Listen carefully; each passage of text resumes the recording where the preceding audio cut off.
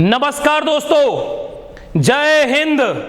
दोस्तों, आज मैं आप लोगों के सामने कुछ इंपॉर्टेंट मुद्दे लेकर के आया हूं और ये आप लोगों के मुद्दे सरकार तक पहुंचाना चाहता हूं।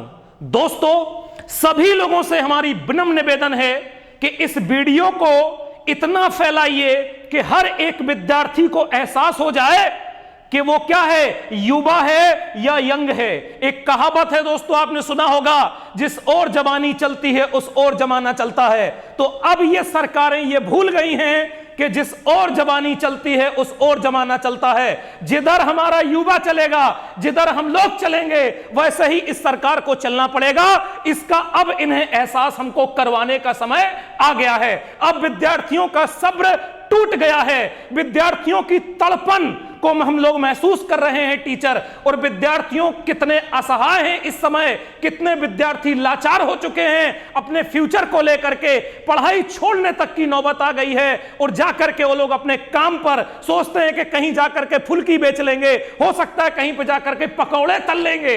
ये हमारी सरकारें कहती हैं कि कहीं जाके पकौड़े तलिए, तो कहीं जाकर के फुल्की बेचिए, कहीं जाके गोलगप्पे बेचिए। इस तरीके की चीजें सुन सुन के अब स्टूडेंट का साहस जो है टूट चुका है नौकरियों से। आप नौकरी निकालते हो समय समय पे, उस नौकरी को भी आप क्लियर नहीं कर पाते हो। स्टूडेंट से आप पैसा ले लेते हो, उसका कोई भी उसको रिस्पॉन्स नहीं मिलता है। आपने एनटीपीसी निकाली, उसको आप लील गए, पूरी की पूरी भर्ती लील गए, आप जो है एसएससी सीजीएल लील गए, और जो भी है, जो भी आप करवाते हो, वो कोई भी यूपी की ऐसी कोई भी वैकेंसी नहीं है जो सुप्रीम कोर्ट तक ना जाती हो या जो हाई कोर्ट तक ना जाती हो। ऐसा आपने सिस्टम क्यों बना रखा है? केवल ये शिक्षा के साथ ही क्यों नाइंसाफी है? ये हमारे देश के युवाओं के साथ ही क्यों नाइंसाफी आप कर रहे हैं? केवल और केवल शिक्षा में काम नहीं हो रहा है और सभी जगह आपके काम हो रहे हैं। आप मंदिर का निर्माण में जा रहे हो, कोरोना काल की आप दुहाई देते हो। कौन सा काम ऐसा है जिसे आप कोरोना काल में नहीं कर पा रहे हो? मैं अपनी देश की सरकार से यह पूछना चाहता हूं कि आखिर युवाओं का इतना शोषण क्यों किया जा रहा है? युवाओं को इतना लाचार क्यों बनाया जा रहा है? युवाओं को इस तरीके से क्यों, मानसिक तरीके से क्यों तोड़ा जा रहा है? अब आप ही लोग दोस्तों, सभी लोग मेरा साथ दीजिए, या सभी लोग एक मंच पर आइए और इन सरकारों के खिलाफ अभियान अब चालू होगा। नहीं तो जैसे ही अभी चुनाव आने वाला होगा, ये लोग फिर आपके सामने जुमली ये लोग तुम्हारे सामने फिर से जो है चुनावी जुमला लेकर के सामने आएंगे और फिर वही चार चीजें आपसे बात करेंगे: शिक्षा, स्वास्थ्य, बिजली, पानी। यही चार मुद्दे 73 साल हो गई जब से देश आजाद हुआ है, ये सुनते सुनते कि शिक्षा, बिजली, पानी, स्वास्थ्य। अरे यार, चार चीज तो तुम सुधार देते, कम से कम शिक्षा। तुमने जानबूझ के शिक्षा को क्या किया है? बर्बाद किया है। शिक्षा विभाग, शिक्षा को आपने 25 तरीके से बांट दिया।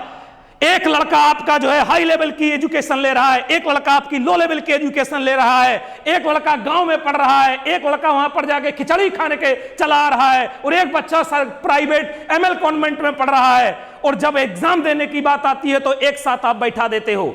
ये कहां, कैसे आपने शिक्षा का जो है डिसीजन किया है? किस तरीके से हमारी शिक्षा प्रणाली को आपने बना रखा है?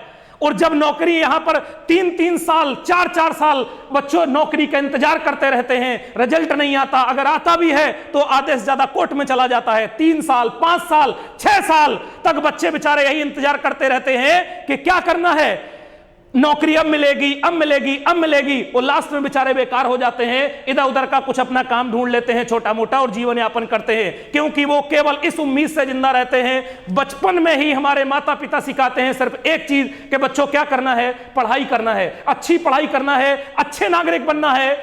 सिर्फ पढ़ाई के नाम पर हम लोग 30 साल तक चले आते हैं कि पढ़ना है, पढ़ना है, और हमसे कुछ नहीं कहा जाता। और ये जो चुनावी जुमले लेकर के नेता आते हैं, बेटा ये जो नेता लेकर के आते हैं, बिजली, पानी, स्वास्थ्य, शिक्षा, इसी पर हमेशा बात करते हैं। यार 70 साल में तुम इसे तो सुधार लिए होते। अगर हम बात करें शिक्षा की, तो क्या नेता का किसी नेता ने कभी गरीबी देखी है? किसी नेता ने क्या किसी नेता के बच्चे, किसी नेता के बच्चे क्या प्राइमरी स्कूल में पढ़ते हैं? कहां पर पढ़ते हैं? आप लोग अच्छी तरीके से जानते हैं किस जगह पे पढ़ते हैं। जो सिटी के टॉप लेवल के कॉलेज होते हैं, टॉप लेवल के स्कूल्स होते हैं, उनमें पढ़ते हैं। अदरवाइज उनको कहां भेज दिया जाता है? विदेश पढ़ने भेज दिया जाता है। और जो गांव का गरीब किसान और जवान का बच्चा होता है वो कहां पढ़ रहा है? इस रूरल एरिया में बेचारा परेशान है। ये सब मुद्दे अब दोस्तों आप लोगों को उठाना होगा, उस सरकार तक ये चीज पहुंचानी होगी। इस वीडियो को इतना शेयर करो। देखो भाई, हमारा कोई फायदा नहीं है, हमारा इसमें कोई अपना हित नहीं है। हम आप लोगों की लड़ाई अब लड़ना चाहते हैं, चाहे इसके लिए हमें अपना बलिदान ही क्यों ना देना पड़े, हम इसके लिए तैयार खड़े हैं। क्योंकि स्टूडेंट की तड़प को सिर्फ एक टीचर महसूस कर सकता है, क्योंकि स्टूडेंट सिर्फ टीचर से बात कर पाते हैं। आप नेताओं से तो बात कर नहीं सकते। आप जिस समय चुनाव लड़ना होगा तो आप गांव में एक बार दर्शन देने आओगे और बोलोगे हाथ धर के कि तुम्हारी नौकरी लगवा देंगे, तुम्हारी नौकरी लगवा देंगे, और बच्चा उतने में ही संतुष्ट होकर के आपको वोट दे देता है। बच्चों, अब की बार अगर कोई नेता आपके क्षेत्र में आता है तो एक लिखित में सभी लोग अपनी अपनी समस्याएं लिख करके बैठो कि ये मेरी समस्या है, अगर ये सुलझेगी तो आपको वोट देंगे, नहीं तो वोट नहीं देंगे। वोट अपने पॉकेट में रखिए, किसी को वोट मत दीजिए। क्योंकि अगर इन्हें अपनी जनशक्ति दिखाना है, अगर इन्हें हम लोग अपनी जनशक्ति दिखाना है तो अपना रूल बनाइए कि चुनाव में ये रूल चलेंगे। जो इस रूल को फॉलो करेगा, जो इन हमारी समस्याओं को दूर करेगा, वही हमारे यहां का सांसद होगा, वही हमारे यहां का विधायक होगा, वही हमारे यहां का मंत्री होगा, वही हमारे यहां का प्रधान होगा। तो दोस्तों, सभी लोगों से मैं यही कहना चाहता हूं कि इस वीडियो को इतना शेयर करिए कि अब आंखें खोलने का समय आ गया है, अब अपनी लड़ाई का समय आ गया है। क्योंकि हर इंसान अपनी लड़ाई अब स्वयं लड़ रहा है। क्योंकि ताली और थाली नहीं बजाओगे तो ताली और थाली अब नहीं बजाओगे देश के लिए तो जागेगी नहीं। तो एक समय डिसाइड करिए, जैसे इन्होंने कोरोना में आपको ताली और थाली बजवाई थी, अब आप अपनी बात रखने के लिए एक समय डिसाइड कर लीजिए। दोस्तों, सभी लोग उस दिन इतनी ताली और थाली पीटी जाए, नौकरी के उस पे स्टूडेंट इतनी ताली और थाली पीटे कि दिल्ली तक उसकी गूंज सुनाई दे। जैसे इन्होंने सब कुछ थाली और ताली बजवाई, अब हम लोग थाली और ताली इसलिए बजाएंगे कि आप हमारी सुनो, एनटीपीसी का एग्जाम कराओ, और आप जो है एसएससी का रिजल्ट दो।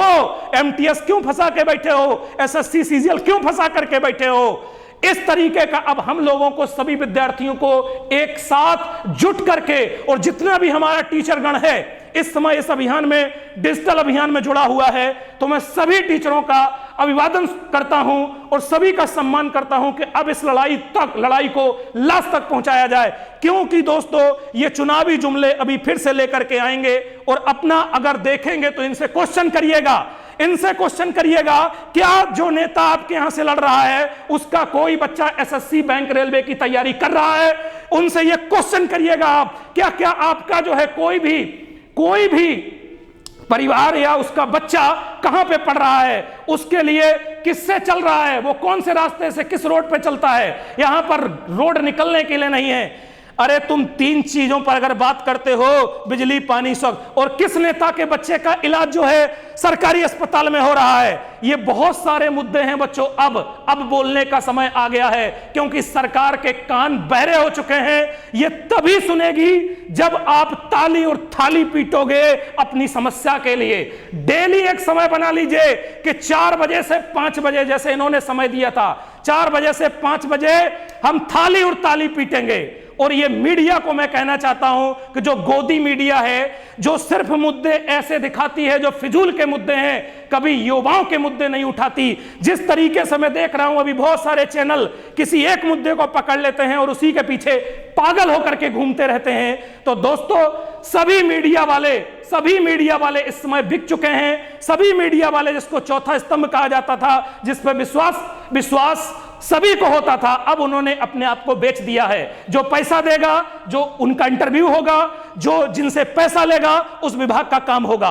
तो दोस्तों, अब इस मीडिया का हमें बाइकाट करना है। अब हमें खुद अपनी मीडिया बनना है और अपनी आवाज को सरकार तक स्वयं पहुंचाना है। यही वो सरकार है जो मौजूदा है, जिसने अपनी पहली वेबसाइट बनाई थी, या जिसने अपना सबसे ज्यादा सोशल मीडिया पर इसने क्या किया था, प्रचार किया था। तो देख रहे होंगे ना नेतागण देख रहे होंगे कि अब बहुत ज्यादा युवाओं में उबाल आ गया है। हमें किसी पार्टी से मतलब नहीं है, हम किसी पार्टी का विरोध नहीं करते हैं, चाहे वो बीजेपी हो या वो कांग्रेस हो या सपा हो या बसपा हो या एबीपी पार्टी हो, कोई भी पार्टी हो, डजन मैटर। हम पार्टी के यहां मुद्दे लेके नहीं आए हैं भाई। जो हमें सरकार युवाओं की सुनेगा, युवाओं को रोजगार देगा, युवाओं की बात करेगा, युवाओं के मुद्दे पे चर्चा करेगा, जो मीडिया युवाओं के मुद्दों पे चर्चा करेगी, हम सिर्फ उसको पसंद करेंगे। और नहीं करेंगे तो दोस्तों अब क्रांति का समय आ गया है। अब शिक्षा में क्रांति हो जाना चाहिए, क्योंकि सारी क्रांतियां देश में हो गई, चाहे वो झींगा क्रांति हो, हरी क्रांति हो, भूरी क्रांति हो, पीली क्रांति हो, नीली क्रांति हो, लेकिन शिक्षा में युवाओं के लिए कभी क्रांति नहीं हुई, नौकरियों के लिए कभी नई क्रांति नहीं आई। तो ये क्यों? ये इतना वीडियो को शेयर करिए कि ये सरकार के कान खुल जाएं और युवा अब इस बार तैयार हो जाइए, सभी लोग एकजुट हो जाइए, किसी के बहकावे में नहीं आइएगा। अगर बच्चों बहकावे में आप लोग आ गए और विद्यार्थीगण, मित्रगण, आप अगर आप बहकावे में आ गए तो आने वाली नस्लें आपसे ये क्वेश्चन पूछेंगी कि आपने क्या किया। क्योंकि दोस्तों सबसे बड़ा विडंबना यह है देश में कि हमारा युवा कहता है कि हमें राजनीति से क्या करना है, राजनीति से नहीं करना है। तो इसीलिए तो अनपढ़ और गंवार लोग राजनीति में जाकर के बैठे हैं, सत्ता में बैठे हैं, और जो उनको इस चीज का पता ही नहीं है कि हमारी जनता, हमारे स्टूडेंट कितनी परिस्थितियों से गुजर रहे हैं, कितनी समस्याओं से गुजर रहे हैं। मैं बुंदेलखंड से लाइव करता हूं और बुंदेलखंड में मैंने सर्वे किया, अभी गया था, 10 दिन में हमने वहां पर देखा बच्चों ये स्थिति है। बुंदेलखंड अगर याद हो सरकारों को तो देख लेना और सर्वे कर लेना। बुंदेलखंड पूरे भारत का मुझे लगता है एक ऐसा राज्य हो गया है। जिला जालौन के अंदर आप चले जाइए, वहां पर देखिए शिक्षा के नाम पे केवल लोगों को बेवकूफ बनाया जा रहा है, केवल शिक्षा के नाम पे बेवकूफ बनाया जा रहा है और कुछ नहीं है। पूरे गांव में आप चले जाइए, केवल 1% बच्चे भी नहीं पढ़ रहे हैं, सब बेचारे गोलगप्पे बेचने चले जा रहे हैं, कभी अपने जीवन यापन के लिए किसी फैक्ट्री में चले जा रहे हैं। मैं सरकारों से पूछना चाहता हूं, इन युवाओं की जवानी क्यों बर्बाद आप कर रहे हैं? इतना आपको हक नहीं दिया, किसी ने आपको हक नहीं दिया। अगर आप नहीं हक देंगे, अगर आप सीधे मना कर दीजिए कि हम नौकरियां नहीं देंगे, तो फिर हम लोग भी क्या करेंगे? मैं सभी से कहना चाहता हूं कि ये लास्ट मौका है। 8 से 10 दिन सभी लोग जुड़ जाइए और लग जाइए इस काम में। अगर आप 8 से 10 दिन तक इस काम में लग जाएंगे तो ये सरकारों के कान खुल जाएंगे। दोस्तों सभी लोगों से मैं विनम्र निवेदन कर रहा हूं कि अपनी अपनी बात को रखिए और सरकार से अब क्वेश्चन करने का समय आ गया है। एक एग्जाम्पल अभी देख रहे हैं, सुशांत सिंह राजपूत, मैं भी उसका हमदर्द हूं, मैं भी उसका फैन हूं, लेकिन इस समय सारी कायनात में देख रहा हूं, पूरी मीडिया में देख रहा हूं, पूरी पब्लिक देख रहा हूं कि उसी के लिए लग गई। लगने के बाद उस पर चर्चा हुआ, सीबीआई हुआ। मैं मीडिया वालों में आपसे कहना चाहता हूं कि इनका मुद्दा उठाइए। अब आप जो है विद्यार्थियों के हित में बात करिए और विद्यार्थियों का मुद्दा उठाइए, बेरोजगारी का मुद्दा उठाइए, शिक्षा का मुद्दा उठाइए, जिससे कि सरकारों तक यह चीज पहुंच सके और सरकार इस पे कोई अच्छा डिसीजन ले सके। तो दोस्तों सभी लोगों से विनम्र निवेदन है कि अब इस मुहिम में जुड़ जाइए, शांत मत बैठिएगा। अगर आज आप शांत बैठ गए तो अपना नुकसान नहीं करेंगे, आने वाली नस्लें, आने वाली आपकी जनरेशन को आप बर्बाद करेंगे। यही 70 साल से होता आया है हमारे देश में। आपने सुना होगा बड़े बड़े क्रांतिकारियों ने अपना बलिदान दे दिया, तो किस लिए उन्होंने बलिदान दिया था? आने वाली जनरेशन के लिए दिया था, अपने लिए नहीं दिया था। अगर अपने लिए दिया होता तो आज वहां के मंत्री बन के बैठे होते, लेकिन उन्होंने कभी भी गलत चीज से समझौता नहीं किया और सरकारों के खिलाफ आवाज उठाई। वो जमीन में दफन जबूर हो गए, जमीन दस्तोदस्त हो गए, लेकिन उन्होंने क्या है, अपने आने वाली जनरेशन को लिए कुछ करने की सोची थी और करके भी गए। लेकिन दोस्तों जब हमारे देश पर अंग्रेजों का कब्जा था तो दिखता था कि कौन सा गोरा है और कौन सा गलत है, कौन सा गलत आदमी है, कौन सा अंग्रेज गलत है। लेकिन आज तो ये एक ही चमड़ी के लोग हैं, एक साथ बैठ करके काम करते हैं, ये पता ही नहीं चल पाता इसमें कौन गलत है और कौन सही है। तो मैं सभी विद्यार्थीगण से लास्ट में एक अपील करना चाहता हूं कि आप भी कोशिश कर लीजिए और नहीं तो सरकारी नौकरी की तैयारी छोड़ दीजिए और आप भी जैसे नेताओं के बच्चे करते हैं, आप भी अब नेतागिरी में कूद जाइए। जब नेतागिरी से ही सारा चीजें मिलती हैं, पावर इसी से मिलता है, पैसा इसी से मिलता है, शोहरत इसी से मिलती है, दौलत इसी से मिलती है, तो बच्चों अब ये पढ़ाई बंद की जाए। 70 साल से परेशान है हम लोग, अब हम लोग भी क्या करेंगे? सबके सब जितने भी जवान, जितने भी स्टूडेंट हैं, सब चुनाव लड़ेंगे और अपना एक अलग से पार्टी खड़ी करेंगे। हमें नहीं चाहिए किसी ओल्ड पर्सन का वोट, हमें सिर्फ युवाओं की शक्ति के लिए आगे आना पड़ेगा और युवाओं को सामने रखना पड़ेगा। इसमें बहुत सारी कुर्बानियां होंगी, पता है, इसमें बहुत सारी हमको लाठियां खानी पड़ेंगी। जैसा आप देखते हो, जब आप अपने हित के लिए जाते हो तो लाठी, आपकी लाठी पड़ती है। जब भी आप किसी नौकरी के लिए धरना प्रदर्शन करते हो तो मार मार लाठी आपको गोजा बना दिया जाता है। इस तरीके बेरहमी से मारा जाता है, इस बेरहमी से मारा जाता है कि अंग्रेजों ने भी कभी इस तरीके से भारतीयों पर लाठी नहीं चलाई। कौन है हम लोग? कौन है हम लोग? इस देश की युवा है ना, अपना हक मांग रहे हैं साहब, और आपसे कुछ नहीं मांग रहे हैं। तो बच्चों, आप लोगों के मैं जहन में एक चीज अब डालना चाहता हूं कि अब समय आ गया है, अब समय आ गया है, और सरकारों को आगाज करना चाहता हूं कि अगर टीचर ला भी अगर राजनीति में उतर गई तो तुम लोगों के झंडे उखाड़ के फेंक देगी। इसको आप याद रख लीजिएगा। सभी नेताओं से बोल रहा हूं कि अगर शिक्षक गणों ने पार्टी बना ली और शिक्षक गण यदि इस लाइन में कूद गए तो आप लोगों को फिर कहीं जगह नहीं मिलेगी, इतना समझ लीजिए। क्योंकि हम लोग इस नई युवा पीढ़ी को क्या करते हैं, सींच के बड़ा करते हैं, उस लायक बना रहे हैं। तो क्या हम अगर ट्रेनिंग देंगे तो क्या जिस लायक आप लोग हो उस लायक नहीं बना सकते? जब हम पूरी गणित सिखा सकते हैं, पूरी रीजनिंग सिखा सकते हैं, पूरा सामाजिक ज्ञान दे सकते हैं, तो राजनीति क्यों नहीं सिखा सकते? बस ये था कि एक हमारा अलग विभाग है, हम लोग शिक्षा विभाग से जुड़े हुए हैं, शिक्षा में वर्क करना चाहते हैं और किसी को परेशान नहीं करना चाहते हैं। लेकिन आज स्टूडेंट का खून देख करके खोल रहा है कि बेचारे आत्महत्या करने पर निर्भर हैं, कोई नौकरी का आगे उम्मीद नहीं है, कब आएगी कि नहीं आएगी, है ना, कोई उम्मीद नहीं है स्टूडेंट के सामने। बोलते हैं सर क्या तैयारी करें, क्या तैयारी करें, आज रोना आ रहा है मुझे, सर क्या तैयारी करें और कितना पढ़ें और बच्चों को कितना पढ़ाएं। 3-3 साल से स्टूडेंट एनटीपीसी के लिए पढ़ रहा है, एक साल। बोलते सर घर पे बैठ के क्या करेंगे, घर पे बैठ के क्या करेंगे सर, कम से कम कुछ तो होगा। लेकिन इस उम्मीद से बच्चा यहां लगा हुआ है, आप कोई वैकेंसी क्लियर नहीं करते हो। मैं भारत सरकार से कहना चाहता हूं कि अभी आपके पास समय है और जाग जाइए और स्टूडेंट के लिए अब कुछ करिए और बेरोजगारी के लिए कुछ करिए। बेरोजगारी चरम सीमा से ज्यादा बढ़ चुकी है, क्योंकि मरना है, भूखों मर जाएंगे, इससे अच्छा है कुछ करके मरेंगे। तो सभी लोगों से, जितने भी हमारे देश के विनम्र प्रधानमंत्री जी हैं, मोदी जी, आप मन की बात अब छोड़िए।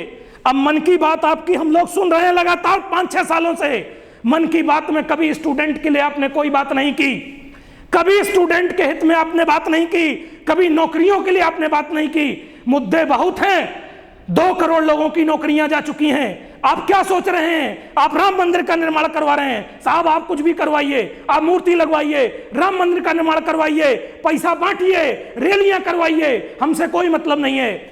जो युवा है, जो नई जनरेशन, हर साल हमारा 70 लाख 80 लाख युवा मार्केट में आ रहा है और आगे अभी 16 लाख युवा लगभग ऐसे हैं जिनको आज की डेट में नौकरी चाहिए। 16 लाख युवाओं को आप कहां लगाओगे? एग्जाम आप लेते हो तो एग्जाम कोर्ट में चला जाता है, पेपर माफिया लोग आउट हो जाता है, पेपर चुरा लिया जाता है, पेपर आउट हो जाता है, पेपर किसी माफिया के यहां लग जाता है। अरे साहब, कब तक ये सुनते रहेंगे? माफियागिरी, धर्म, जाति, देश का विकास कैसे होगा? आपको क्या लगता है इसी देश के लोग थे जिन्होंने पूरे भारत में नहीं पूरे वर्ल्ड में झंडा गाड़ा था? स्वामी विवेकानंद अपने यहां के ही थे ना, जिन्होंने भारत में नहीं पूरे देश में झंडा गाड़ा था। चाणक्य हमारे यहां के ही थे, और भी तो बहुत सारे, गांधी जी हमारे यहां के ही थे। लेकिन अब जब आप संसाधन नहीं होंगे, सुविधाएं नहीं होंगी, नेताजी आप लोगों से स्पष्ट कहना चाहता हूं कि हमारे जो स्टूडेंट हैं अब वो बहुत बुरी स्थिति में आ चुके हैं। कोरोना काल में तो एकदम उनका सपना ही चूर चूर हो चुका है। आप एक छोटा सा पेपर में निकाल देते हो कि एक वैकेंसी आएगी दरोगा की, एक वैकेंसी आएगी यूपीएसआई की, एक वैकेंसी आएगी बीडीओ की, है ना, पुलिस की। आखिर उसी उम्मीद में जिंदा है ये युवा, और फिर कुछ दिन बाद पता चलता है वैकेंसी कम हो गई, वैकेंसी ज्यादा हो गई। अरे आपने अनपढ़ गंवार लोग रख रखे हैं, वहां पर अनपढ़ गंवार लोग हैं जो पहले से ये चीज नहीं डिसाइड कर सकते हैं, पहले से उन्हें पैमाना नहीं पता होता है, पहले से सर्वे आप नहीं करा सकते हैं। 1000 क्वेश्चन है आपके पास। तो इसको अब आप युवाओं की आवाज को समझिए, तभी कुछ होने वाला है, और नहीं तो कुछ होगा नहीं। अगले आने वाली सरकारें दोस्तों ऐसी बनाइएगा, या अब सब लोग एक साथ खड़े हो जाइए, समय आ गया है। हम लोग क्या करेंगे जब लास्ट में, जब देख रहे हैं कि शिक्षा आजकल अगर सबसे ज्यादा कोई परेशान है तो वो है शिक्षित वर्ग, पढ़ा लिखा व्यक्ति, जो कोई मजदूरी भी नहीं कर पा रहा है, मजदूरी करते समय भी उसकी दम निकलती है। केवल और केवल अगर इस समय कोरोना काल में सबसे ज्यादा कोई परेशान है तो वो सारे सेंटर वाले, स्कूल वालों को चलो फीस भी मिल जा रही है, प्राइवेट टीचर बेचारे 6-6 महीने हो गए। एक अभी टीचर कुछ दिन पहले मेरे पास आए थे सर, उन्होंने हमसे कहा कि सर हमें 5000 रुपया दे दीजिए। हमने कहा 5000 भैया क्यों? कहे मैं अपने बच्चे के लिए दूध नहीं खरीद पा रहा हूं। दूध सुन करके ये कलेजा फट गया कि अब सोचो एक ऐसा तलवा भी है जो अपने बच्चे के लिए दूध नहीं खरीद पा रहा है। कलेजा फट गया, आंख से आंसू गिर गए। हमने उनको दिए पैसे, लेकिन उतने नहीं दे पाए। 3000 रुपए मैंने उनको दिए। हम कह सर जब होगा तब देखा जाएगा। जो अपने बच्चे के लिए दूध ना खरीद सकता हो तो आपने जानवर पिक्चर देखी होगी, एक रोटी के लिए वो आदमी क्या कर देता है। तो जब इंसान जब अपने उसके बच्चे तड़प तड़प के मरेंगे, तड़पेंगे, तो इंसान क्या करेगा वो आप अच्छी तरह जान लीजिए। जनता मरने लगी है, मरने के कगार पर आ गई है। इसको आप सुन लीजिए। मैं एक छोटा सा मुद्दा बुंदेलखंड का करूंगा, वहां पर एक नजर दौड़ा के देख लीजिए। रोटी खाने के लिए सब्जी नहीं है वहां पे, लोगों के पास सब्जी नहीं है, अचार से रोटी खाते हैं, अचार से। लेकिन कोई सुनने वाला नहीं है, कोई सुनने वाला नहीं है। जो प्रधान बन गया उसने अपनी गाड़ी लग्जरी लाइफ बना ली, क्लियर, गाड़ी ले ली, बंगला ले लिया, जमीन लिखा ली, यही सब कर लिया। क्यों? क्योंकि गांव का कोई इंसान बोलने वाला नहीं है। उसको पहले ही उसको 5000 रुपया डाल के मुंह बंद करा दिया जा रहा है। यही सिस्टम हमारे ऊपर। विधायक जी एक बार आए थे वोट मांगने, दोबारा कभी नहीं आए 5 साल में। सांसद जी एक बार आए थे, दोबारा कभी नहीं आए समस्याएं सुनने। अब ऐसे इंसान को आप चुनिए, ऐसे इंसान को चुनिए जो डेली आपकी समस्याएं सुने, दरबार लगाए और तुरंत उसका समाधान करे। अब समय आ गया है दोस्तों देश बदलने का। इस कोरोना काल में सब कुछ जीरो हुआ है ना, अब इसके बाद सब कुछ नया होना चाहिए। तो सभी लोग अब इन पुराने लोगों पर विश्वास न करिए। भावनाओं को जो आपको भावनात्मक तरीके से समझा फुसला करके आपको क्या कर देते हैं, दादाजी, पंडित जी, है ना, और ये बहुत सारे लोग हैं, फलाने सिंह, फलाना माफिया, इनको छोड़िए। अगर अपनी आने वाली जनरेशन आपकी अपने भूखों ना मरे तो अब डिसीजन ले लीजिए आप लोग, सभी लोग। मैं किसी राजनीति की बात नहीं कर रहा हूं, आप समझ जाइएगा। ये तड़प है उन युवाओं की जो बेचारे आत्महत्या करने के लिए तैयार हैं। 6-6 साल हो गई, कोई नौकरी नहीं मिल रही है, भटक रहे हैं, कमरा ले लेके किराया नहीं दे पा रहे थे, बेचारे सब घर लौट गए। तो बहुत तड़प है। इस मुहिम को मैं बंद नहीं करूंगा, अब चाहे जो हो जाए। तो आप लोगों का बस साथ चाहता हूं दोस्तों, इस वीडियो को इतना शेयर करिए कि जो आत्माएं स्टूडेंट की मर गई हैं, जिनकी मर गई आत्माएं हैं, वो फिर से जिंदा हो जाएं। और जिनको जो नेताओं तक आवाज नहीं पहुंच पा रही है, ये वीडियो उन तक अवश्य पहुंचे कि नेताजी अब सुधर जाइए, क्लियर। क्योंकि नेताओं के बच्चे सरकारी अस्पताल में इलाज नहीं कराते, नेताओं के बच्चे टुल्लू पंप का पानी नहीं पीते, वो बिस्लरी का पानी पीते हैं। नेताओं के बच्चे कभी इस रोड पे कच्ची पे नाली में घुस के नहीं जाते, क्योंकि वो प्लेन से जाते हैं। अगर बात होती है लाइट की तो गांव में देख लीजिए, लोग बताते हैं सब जगह लाइट लगा दिया, एक खंबा टूट जाता है, 8 दिन तक कोई सुनवाई करने वाला नहीं आता। ये नेताओं के साथ नहीं होता। सोलर लगा रखे हैं, इन्वर्टर लगा रखते हैं, विदिन सेकंड लाइट आ जाती है। इनके जिंदगी में कभी लाइट नहीं कटती। तो इन्हीं मुद्दों पे चर्चा करिएगा, क्योंकि वोट का ही दम है जिसकी वजह से इनके बच्चे आज बिस्लरी का पानी पी रहे हैं, इनके बच्चे आज कैलिफोर्निया में पढ़ रहे हैं, इनके बच्चे आज जो है अच्छे अच्छे प्राइवेट अस्पतालों में इलाज करा रहे हैं। यहाँ कोरोना हो जा रहा है तो सरकारी में फेंक दे रहे हैं उठा करके पीछे बाहर। बेचारों के पास पैसा नहीं है। इस दर्द को मोदी जी महसूस करिए, योगी जी इस दर्द को थोड़ा महसूस करिए। एक मौका सरकार ने आपको दिया है, क्या करोगे पैसा रख करके? कहां ले जाओगे ये पैसा? इन युवाओं का विकास करिए, इस देश का विकास करिए, जिससे आने वाले सभी जितने भी हमारे विद्यार्थीगण हैं, जितने भी हमारी जनरेशन है, ये आपको पूजे। ऐसे कर्म करिए। आप क्या करेंगे? सबको उतना ही जीना है, जितने साल आपको जीना है उतने ही साल हमको जीना है, लेकिन कंडीशन यही लगा दीजिए कि क्या करोगे, बस उतना रख लो खाने भर का, और सब कुछ लगा दो विकास के लिए, सब कुछ लगा दो इस बच्चों के लिए, जिससे हमारा देश आगे बढ़ेगा और नाम बढ़ेगा। हमारे युवाओं की शक्ति में, युवाओं में हमारे कमी नहीं है। युवा हमारे ऐसे हैं कि अगर खड़े हो जाएं, केवल खड़े हो जाएं, तो पूरी धरती हिलने लगती है। ये आप ही कहते हो और आप जानते भी हो हमारे भारतीयों का लोहा क्या है। और भारत की धरती ऐसे वीरों को पैदा करती है, ऐसे लोगों को उगलती है, ऐसे लोगों को पैदा करती है जिनके सामने कोई टिक नहीं सकता। इन्हीं में से आप एक हैं जो आप बोलते हैं कि विश्व गुरु बनाएंगे, तो आप भी यही धरती माँ के ही लाल हैं। तो यहां पर और भी धरती माँ के लाल ऐसे हैं, बस केवल खामोश हैं, लाचार हैं, सिर्फ इसलिए कि जैसे व्यवस्था चल रही है चलने दो। बेचारा युवा बहुत परेशान है। मैं अभी मेरे कुछ और मित्रगण हैं, वो भी आपसे कुछ कहेंगे। तो बच्चों, इस वीडियो को ज़्यादा से ज़्यादा फैलाइए, ज़्यादा से ज़्यादा फैलाइए, जिससे सरकार तक ये वीडियो पहुंचे और एक संदेश पहुंचे कि अब सुधर जाओ, नहीं तो फिर बहुत कुछ होने वाला है।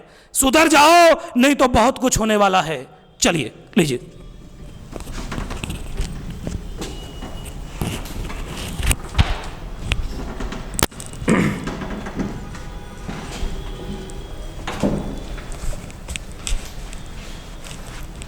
नमस्कार दोस्तों, जय हिंद, जय भारत। अभी आप देख रहे थे हमारे मंजीत सर आपको तमाम समस्याओं के बारे में जागरूक कर रहे थे। मैं शिवमूर्ति सर आपको उसी मुद्दे पर आगे कुछ बताने वाला हूं।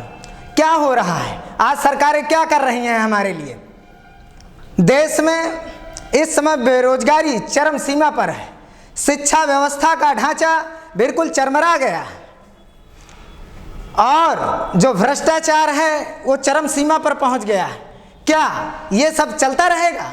यही है, यही एक लोकतांत्रिक सरकार की जिम्मेदारी होती है, यही एक लोकतांत्रिक गवर्नमेंट की जिम्मेदारी होती है कि वो अपनी कहे हुए बातों को, अपनी कही हुई चीज़ों को लागू ना करे। आज देश का युवा सबसे ज़्यादा परेशान है, आज शिक्षित वर्ग सबसे ज़्यादा परेशान है।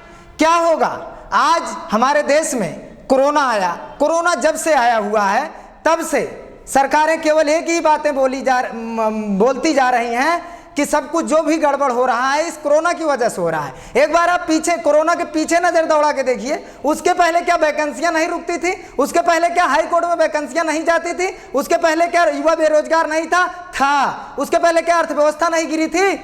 गिरी थी। लेकिन आज सब कुछ कोरोना पर मढ़ा जा रहा है। आज कोरोना काल में भारत सरकार अपने लिए बिहार जैसे राज्यों में विधानसभा चुनाव कराने के लिए तैयार है और अपने लिए सब कुछ करने के लिए तैयार है, लेकिन क्या युवाओं के लिए कुछ कर रही है? क्या जो बेरोजगार 50 लाख जो युवा बेरोजगार हुए हैं उनके लिए कुछ कर रही है? नहीं, उनके लिए कुछ नहीं कर रही है। आज हमारे देश की सबसे बड़ी विडंबना है कि यदि आप जागरूक नहीं हुए, अपने अधिकारों को नहीं मांगे, तो आप कुछ नहीं कर सकते।